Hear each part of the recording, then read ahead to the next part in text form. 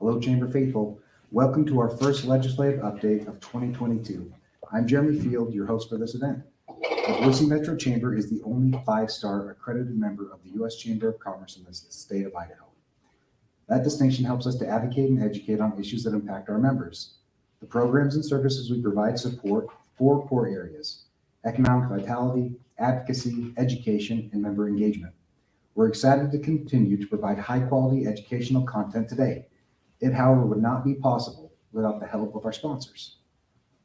Hello, Idaho. Meet Sanvello. Sanvello is the top-rated mental health app designed to help you dial down symptoms of stress, anxiety, and depression. And now, Optum Idaho is providing the basic version of Sanvello free to all Idahoans, and the premium version at no extra cost to Idaho Medicaid members and other select plans. Get the confidential self-care, therapy, and coaching you need for mental wellness, on demand or on the go. Download Optum Sanvello today. Optum, thank you for your support. We really appreciate it. Now I'd like to introduce our distinguished panel today. We are very grateful to have our guests, House Speaker Scott Bedke and Pro Tem Chuck Winder. The Speaker was born in Twin Falls, where he graduated from Oakley High School. His bachelor's degree is in finance from Brigham Young University, fellow Cougar. He's a rancher and former president of the Idaho Cattle Association, as well as the former director of the National Cattlemen's Beef Association. Fans of the hit show Yellowstone can think of him as Idaho's own John Dutton. If that weren't enough, Speaker Bedke is also a former Oakley City Council member. Speaker Bedke has served as Speaker of the House since December 2012. His wife Sarah and he have 4 children and 14 grandchildren. Senator Pro Tem Chuck Winder has a bachelor's degree in political science from the College of Idaho. He is a longtime businessman who has served on the Boise City Design Review Committee and the Planning and Zoning Commission, as well as the Ada County Highway District Commission. He is a former chairman of the Idaho Transportation Board, and last but not least, he's also a naval aviator. The Pro Tem and his wife Diane have 2 children and 7 grandchildren. Gentlemen, thank you for joining us. It's our pleasure. Yeah. Well, to start off, this year, Idaho has experienced a record state budget surplus, as well as federal funding from ARPA and the infrastructure bill. The governor has spoken about the ability to both lower taxes, increase funding to education, and address the backlog of infrastructure projects in the state. Some observers have been impressed that tax relief was introduced so early in session via House Bill 436. Can you both speak to the preparation that's gone into this session with all its potential to address critical needs for the state? Well, since the tax bill started in the House, let me tell you what our thinking was. Everyone agreed, and so we did it. I mean, it was as simple as that. Your state is doing very, very well economically. We are growing. Our economy is doing very, very well. To call it a record surplus is to do a disservice to the term record.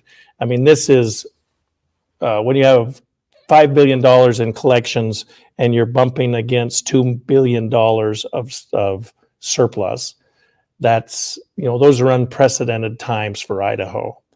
And that's just the Idaho money. And then you have the federal money on top of that. And so there was nothing. The tax bill was simple. We went from 6.5% top marginal rate down to 6 across the board. And that added up to about $250 million. And then we had one-time surplus that we will send out in the form of a rebate based on 12% of whatever you paid back in 2020. And it's not a complicated bill. It resonated with nearly everyone. And we struck while the iron was hot. And the Senate passed it off their floor this morning. And I don't think that is going to last long on the governor's desk before he signs it. So. Yeah, and I think, kind of back to your original question too, as part of this was we worked well with the governor over this interim, had good communications with the governor's office, and he developed a plan called Leading Idaho. And it's, if you can get online, get a copy of it, it takes you through and tells you all the different pieces of his plan. And I think that's kind of been one of the more amazing things to me this time, is just the tenor of the session. There's not as much angst, not as much anxiety, not as much anger. And as a result, we were able to get the tax bill out first. The Senate has always said, don't send us the tax bill the last 2 days of the session, because it just doesn't give us time to really do the proper evaluation of it. And so we really appreciate what the House did this year. The House has already passed the funding for the teachers' health care to even that up across the state. I think that's probably one of the biggest things for public education that maybe we've accomplished in the time I've been in the legislature. So I thank the House for getting that over to us. We've gotten it out of our Senate Education Committee with a unanimous vote.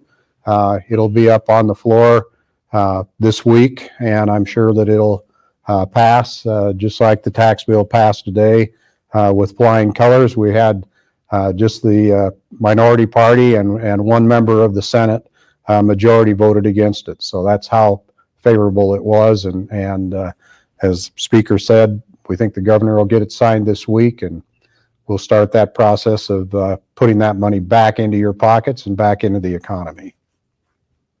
Well, that's wonderful. You brought up education, always a key issue in the state of Idaho, big concern. This year, we are seeing proposed investments in the teacher benefits and salary. And just what do you see coming in education by the end of this session? Well, I think there's several things going on. The governor has proposed basically about a 10% funding increase for teachers, $1,000 bonus, more money for facilities.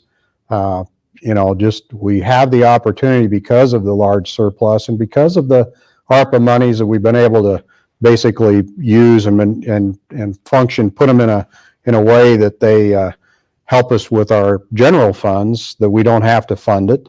For instance, with the ARPA money, we're talking about almost $800 million going into clean water and wastewater treatment. Those are huge costs that the locals won't have to bear, and probably in most cases couldn't without huge rate increases or going into debt in their communities. So hopefully that lowers property tax. That's an issue we're dealing with. Transportation funding, literally hundreds of millions of dollars will go into transportation over the next 5 years. Plus there's last time in the last session, we passed a $1.6 billion funding for transportation using $80 million of state general fund money to provide for that debt service. So there's a lot of things going on. There's going to be a lot of money injected into our communities and into our economy. So I think the next few years are going to be pretty good for Idaho. That's great. I like all of these things that we've done, but I'm pretty excited about what we did with the health insurance parity for teachers. Let me just tell you a quick story. So I used to carry the education budget when I was on JFAC, and not just the education budget, but a bunch of budgets. And there was a line item on everybody's budget except for public schools that said health insurance. And we've all experienced, since we're here in the Blue Cross conference room, we've all experienced, sometimes double-digit increases in our health insurance. And the state fund, we are self-funded. It's administered now by Blue Cross. Of course, that'll be rebid here this year, actually.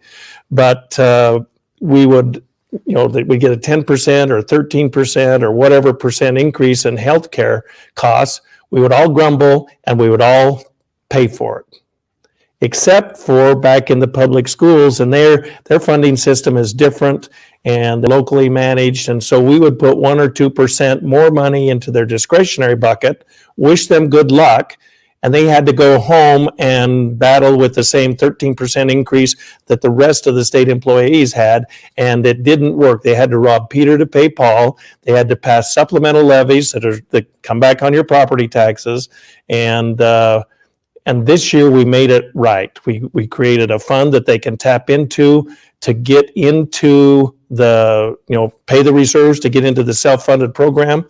And then the difference between the $12,500 that it costs for every state employee and the $8,400 that is averaged across the state for teachers, we will also make that up to them. And no one's forcing them into the state plan, but if they choose, they can come in with equal parity into a really good plan. It's money directly back into every teacher's pocket, and a good education for Idaho kids starts with a good teacher, and you gotta pay them. And the benefit package has to be competitive. And we did that this year. And, that will be a sleeper issue that pays dividends down the road, because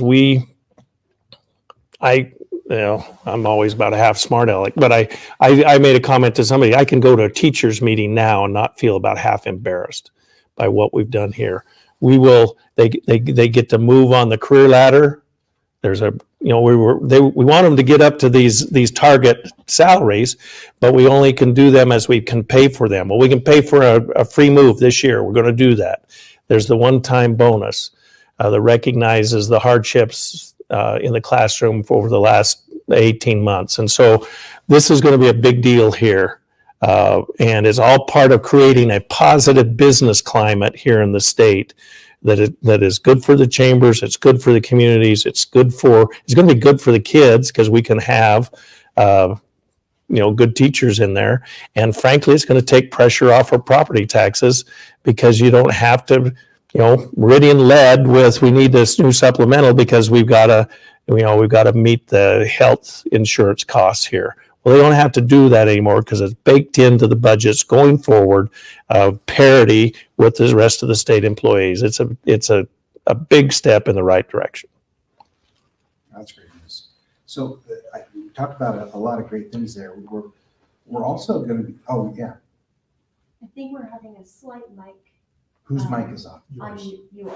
Okay, let's find out. I'm the least important person on the mic problem, so let's see here. You might just have to talk loud. Okay, well, it helps if it's on. Be a good problem there. All right.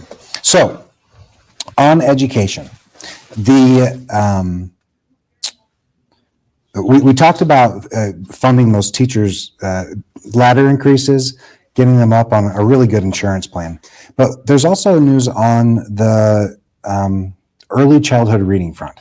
And I was wondering if maybe, Senator, could you talk about that? I think the Governor Little has made literacy a big part of his vision for Idaho, and is particularly in the K through 3 reading. My wife's a teacher. My daughter was a teacher. They'll all tell you that if a student is reading at grade level, when they get through the 3rd grade, that sets them on a stage to be successful the rest of their education. If they're not there, they're going to be behind and have learning difficulty as they go through the system. So we've literally put, tens and tens of millions of dollars into literacy. We'll continue to do that. I think there's another 47 million that was available for that. Now, part of that will go towards full day kindergarten in some cases. So they'll have some discretion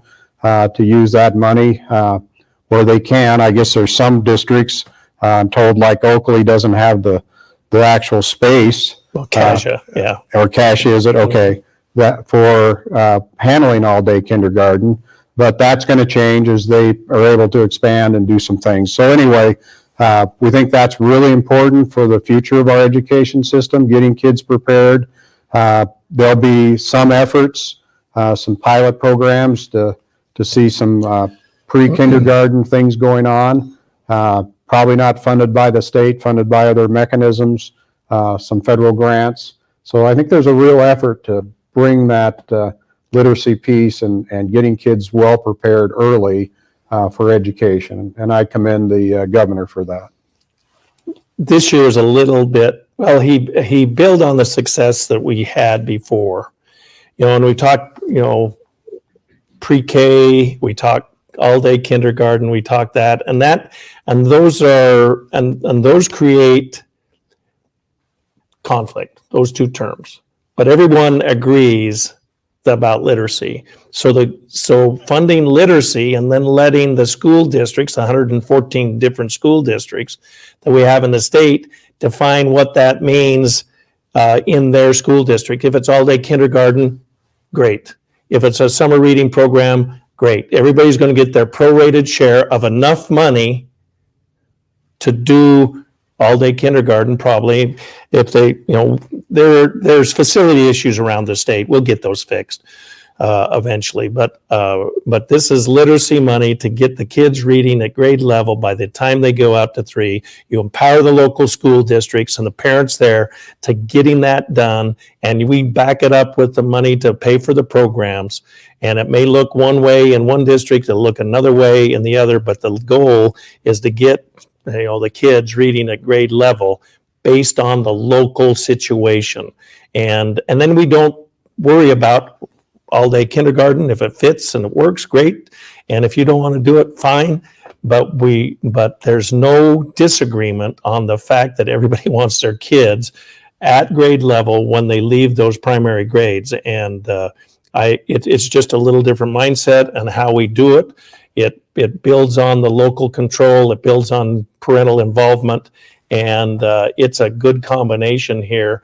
And like I say, it may look one way in one district, another in another, and that's the beauty of it. And there's very little pushback on this, and it's the way to do it. The legislature has, if you talk to school districts, they want to have that flexibility to be able to handle the issues with the local issues that they have. So they have that vision, and the legislature's really done an amazing job of giving them the flexibility to meet the problems where they are. So kudos to the legislature and to your leadership on that front. Thank you. Every corner of the state, moving on to another topic, is seeing the impacts of steadily climbing housing costs. Last year's session ended with some consequential property tax legislation. Can you speak to that law and what you wanted to accomplish with it? And then I'll build on that after that. But talk about where we are currently with our property tax situation. Well, they're high, and they're really high in some places, and they're a tax that seems to be universally disliked. I don't know of any tax anybody really likes, but everybody likes to pick on the property taxes because it's a big check twice a year unless it's embedded in your mortgage payment. So we took some steps last year on capping the amount that local governmental units could grow. It pinched in a couple of them, and we're hearing about that in spades. There was also a straight up mistake in how it was drafted with regard to how urban renewal districts come off. And for that, we apologize, and the fix is in the works. And we just heard in the last panel that we were on here a little earlier, but this was but overall, property taxes only rose 3.2% statewide this year. And that's the lowest it's been in the last 10. So all of this is working. I think that there's a greater awareness. I mean, we keep in mind the state neither collects nor spends the property tax dollars, and we've, and I think there's a greater awareness at that back at the local governments, but they are on the front lines of all this new growth, and so anyway, it's an interesting situation. But I think that what we'll do is we'll fix what has come out of the woodwork that was a mistake. Let's call a spade a spade. 389 with regard to the urban renewal districts was, anyway, there's a drafting error, and fine, blame the speaker, whatever. But I will get that fixed. And but Moyle deserves a little of this. Anyway, but the buck stops here, and I missed it. But anyway, so did everybody else. So we'll get that corrected. We've got to, however, I mean, the locals, the state, we're not going to, as long as we're just sitting there, saying it's their fault or your fault or whatever, we're not going to get there. Everybody's got to put their rhetorical weapons down, sit at the table and fix this thing. and the talent is on the commissions and on the councils to do this, and certainly the legislature is willing. I mean, we hear this all the time, and so we got to have situations where growth doesn't necessarily pay for growth. And if you're in an established neighborhood and you didn't come in the last 10 years or the last 5 or whenever, you're thinking, hey, none of my actions caused this problem, yet I'm having to pay for it. And if you look at my pet taxes, they've gone up double in the last 5 or 6 years. But the services to serve me didn't double in cost. So there's that. We just came from the realtors. We floated as we went out the door the prospect of impact fees. It was like a lead balloon. But I think we're going to have to look at all of the above here, and and dare I say, we even whispered it to each other on the way over here. But what about local option dedicated to property tax relief? There are things that we could do, but we have chosen at this point to blame rather than to solve. And that may be a hair harsh, but we can do better than we have. I would argue. You beat me to the punch on the feedback, and that's what I was really wondering about. Was there has been a response to it.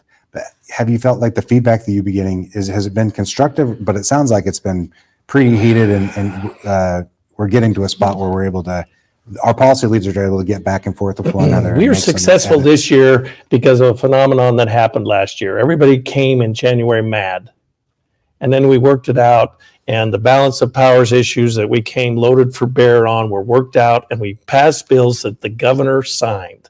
So when everybody started working together and admitting that there was a problem, we fixed it, and we sprung and used that as a springboard into this tax relief this year, because we mended the fences. So everybody started working together, and the House and the Senate realized one more time that it's a bicameral system, and we got to work together, and to deal the governor in early and often, and that's how come we were able to, in the first weeks of the session, do 2 of the biggest things we've ever done.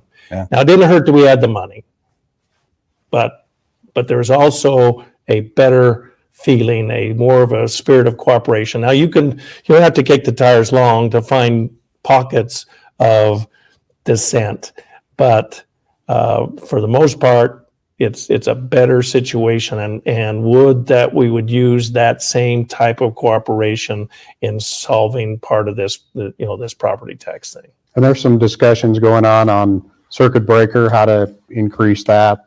The discussions regarding how to deal with maybe taking over the public defense system in Idaho and paying entirely for that, getting that off the county rolls. So there are a lot of things that are being discussed, trying to look at property tax. But again, I go back and emphasize a lot of the money that's coming from ARPA is going into those local communities for things that they would normally have to pay for themselves, and they're big ticket items.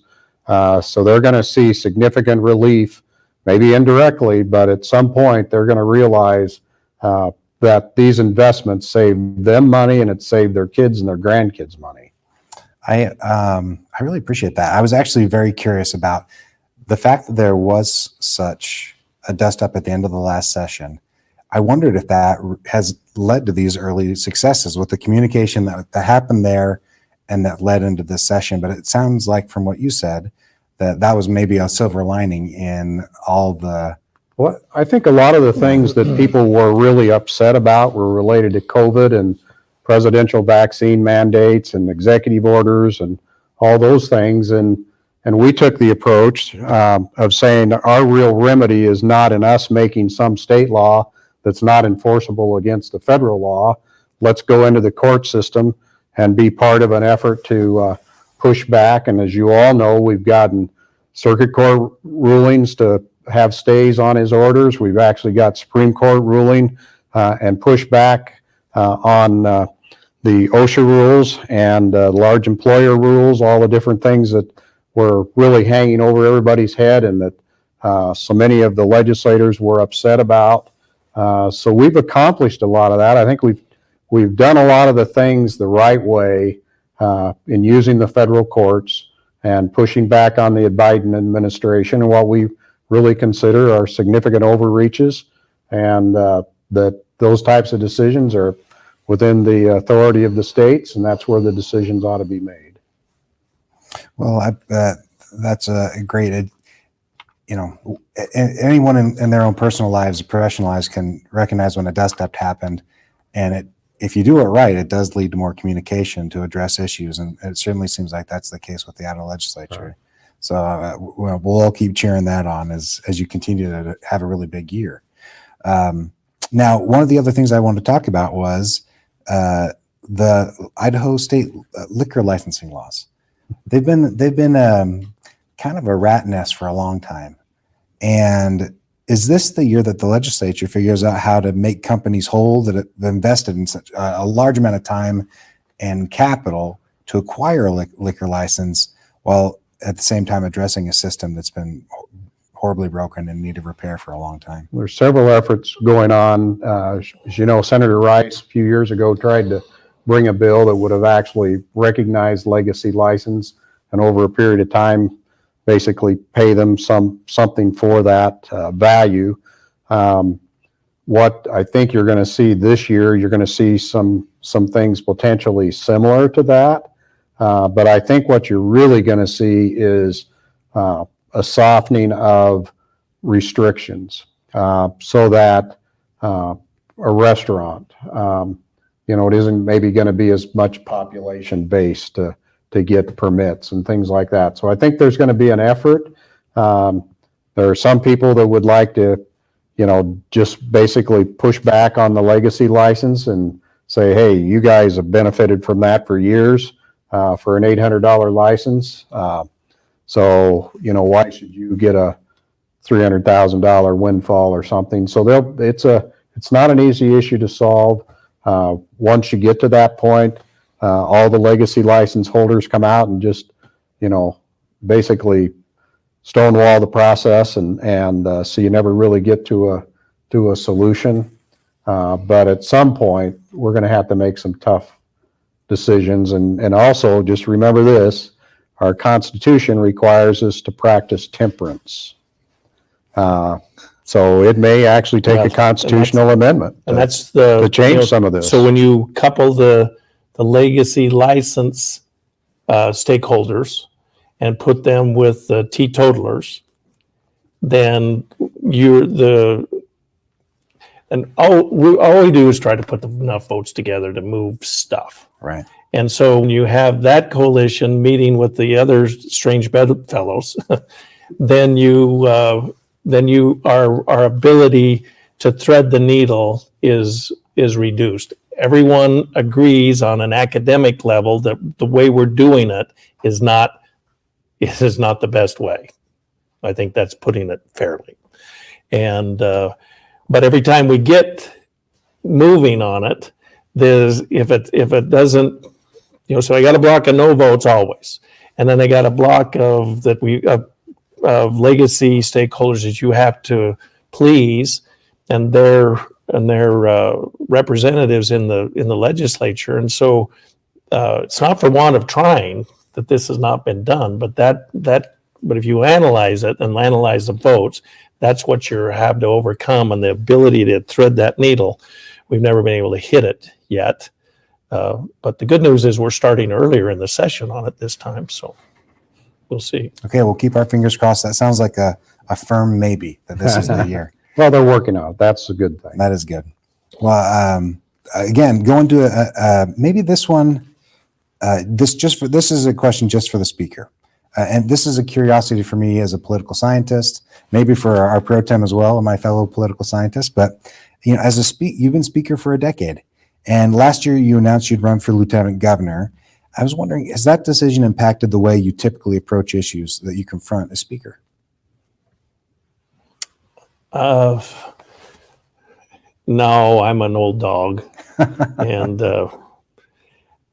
I I've been successful. If I've been successful as a speaker, it's because I've had an MO and everybody understood what it was, and I needed to be right down the middle. They trust the speakership with a lot of power in the House and by rule. And if you abuse that power, then you don't stay speaker. And so and that's one of the things. I mean, yes, I am running for lieutenant governor. And for a lot of reasons that we can talk about maybe in another venue, but it tempers. I think one thing that we'll have, but I don't know that it's because the speakership was changed or my approach to it, is that I think this will be a much shorter session than last year. Of course, any session will be shorter than last year's, but I think that we're going to enforce the transmittal dates. We're making sure that everybody understands that you need to be here in the system by this date, and if you're going to need to be there, then that means you're going to need to start here. And then we've been emphasizing that since day one in my leadership and chairman meetings, is that because I said, how many of you want to be done by March 25th? Everybody raised their hands. Okay, so then that commits you to a bunch of other dates to make the March 25th.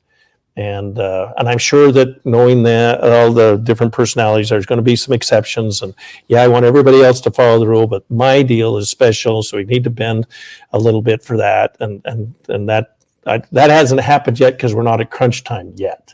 But as far as my changing the way I operate, I don't know how. I was pretty idealistic when I came into the deal, and I, like others have maybe heard me say, I never wanted to explain my position as speaker or the use or my decisions as speaker with the phrase, because I'm the speaker, that's why. That is always, starting with my parents, that is always, not that they used it often, but they used it enough to irritate me as an intellectual child. And so I never want to use that. I want my decisions to always be based in where I can defend it. And if somebody will, if they'll give me half a chance, they'll see that there's logic behind the decisions. And I don't plan on changing that as a speaker or as your next lieutenant governor. Well, thank you very much for that. I was very curious about that. And I know there's a lot of, you start doing something different and you face different headwinds, and yeah, it's interesting to hear that. So I appreciate your perspective. But it is from a political science standpoint. He is running against a member of the House who certainly takes their shots at him all the time. So from that aspect, it probably does change some things, and just how the dynamics work within the body. I think he's weathered that really well. I think it appears to me as an outsider that he's got more support from his caucus than he did last year during all the kind of chaos that was going on. And I think there are a lot of really good legislators that were just tired of the fighting, tired of the antagonistic attitudes of a small minority of the body, and they've chosen to say, hey, let's move on. Let's get some of this stuff done and do the work of the people. And I think that's going to pay off in the long run for this session. I was talking to Senator Mark Harris, and he talked about the necessity of growing hide like a bull when you're in politics. What do you do professionally to develop that hide when you feel a criticism has been aimed at you that is unfair, that just touches the right nerve? That's an interesting one, because probably our two greatest defenders are our wives. And they'll get upset about something. Somebody will say something, and if they could get a hold of them, they'd strangle them right there. But we take a different approach. I don't know that you develop a thick skin or not. I think you get to where you realize that's part of the gig we're in, that the public through social media has the access to us. They can say anything they want pretty anonymously, and they say some pretty ugly things to us. But we realize, I think, that that's just part of what we do, and we're going to be the two targets. I mean, it's kind of like the buck stops here, well, the target stops here too. So, we're always the bad guy when somebody doesn't like something, and we're over controlling and not allowing certain things to happen. And so it's just, I think, part of it. And today, we have a lot of women in the legislature, more and more seems like each cycle. And so I don't know that the skin of a bull is the right Yeah, well, symbolism of it. You might want to work on that one a little bit with him, but and I'll talk to him about that too when I see him. But I just think it's just part of the gig you get into, and it's hard on your families more than probably us. That part is absolutely true. And we've been doing it for a while, and as it turns out, we've survived it, and so evidence is mounting that it is true that sticks and stones, but words will never hurt you, frankly. And so but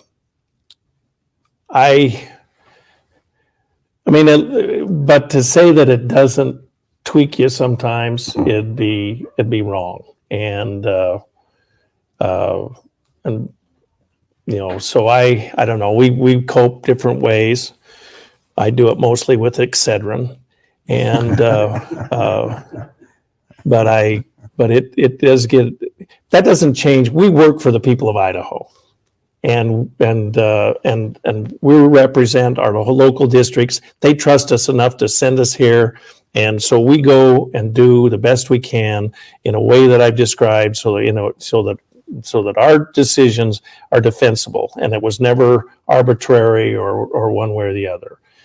And if you do that, and if anybody will give you a chance to explain yourself, and that doesn't come usually in social media, but I can live with myself and my decisions, and I feel like that no one is more invested in Idaho than Chuck and I, and we want the best for it. And our colleagues trust us to be the leaders. And if people pull me aside and they'll say, "Now I'm going to oppose you on this, but you got to stick to your guns," and and that's a lot of help. I get that, but everybody on the playground has a innate sense of fairness, and so we try to carry out our jobs in a fair way, and and some people like it, some people don't. And when enough of them don't, then they'll get a new guy or a new person, and here we are. But I sleep well at night, mostly, and but it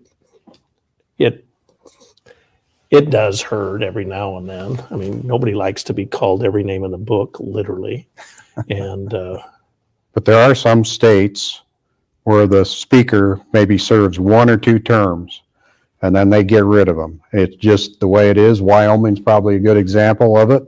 If you last more than 2 terms in the Wyoming House as a speaker, it's historic. And so I think the fact that, we've had some really good speakers here. I think Speaker Bedke's one of those. It's been a very difficult time. Just because of the nature of the makeup of the body, and but I commend him for his patience, and I commend him for his skill in navigating through that process. Well, we here at the Chamber definitely salute you. Speaking for someone who's had family members in the House and having that defensive reaction when a voicemail was left or heard about the stories. You step out, you take a target, you put a target on yourself, and you do the best job you can. And, we don't pay our legislators near enough for the most full-time, part-time job you can look for. And we're really grateful for your service to the state of Idaho. So thank you for that. It's our privilege. Well, we only have a few more minutes left with you. You have a heart out. We know that you were Yeah, so we've grateful. got another group at 4. We're so grateful you made some time for us. But when you're done with this session, What do you want to be able to go back to your constituents and say you accomplished? I think one that we listened, that we made education and transportation the high priorities that they wanted, public safety, that we actually realize the money that they pay in is their money. It's not our money.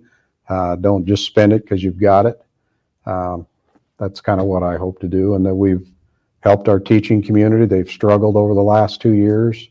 I feel pretty good about that part of it, that we really have made some improvements there. I think we'll be able to go back and tell our constituents that we took good care of their money, and that we didn't and that we balanced the budget, and we lived within the taxpayers' means, and we didn't use the excuse of a good year to commit to stuff that we won't be able to commit to, or that we won't be able to keep up with when the wheel turns. And we all know that the good times don't last forever. I think that we'll be able to. My biggest concern is we can't let all this growth change who we are. We've been very successful through the years with our pragmatic, conservative, dare I say, Republican approach to state government here, and we have created the envy of many other states. And we've been discovered, and there's not anything going back. We're not going to get to go back here, and so we've got to continue to, keep. Everybody talks about the Idaho way, and it's intangible, and it means something different to everybody. But we have, through the years, incorporated into policy, both fiscal policy and other policy, a pragmatic approach to government, being careful with the tax dollars, and we've been able to do that, and we've been discovered, and we've got to maintain that as in the out years, because none of us want to wake up 10 years from now and wonder where Idaho went. And I think that's what we're all about. And I think that after this year, with the challenges of all the money and all the things that we could have done, we'll be able to say we did it as basically as you would do it if you were at your kitchen table and you came into some money. You'd pay off all your debts. You would take care of all of the repairs that you haven't been able to do, and you'd put money away for the next time, rainy day, and you'd take care of the essential things, which is infrastructure on the roads, bridges, and in the school system. And I think that you can defend that in Idaho. You can defend it in my Idaho back home, and that's what we'll do. Well, we wish you luck with the rest of the legislative session. We're very grateful for your time. And one more, just a giant thank you to our sponsor, Optum, today for helping us provide this wonderful educational opportunity. So we thank you very much for your time. Thank you.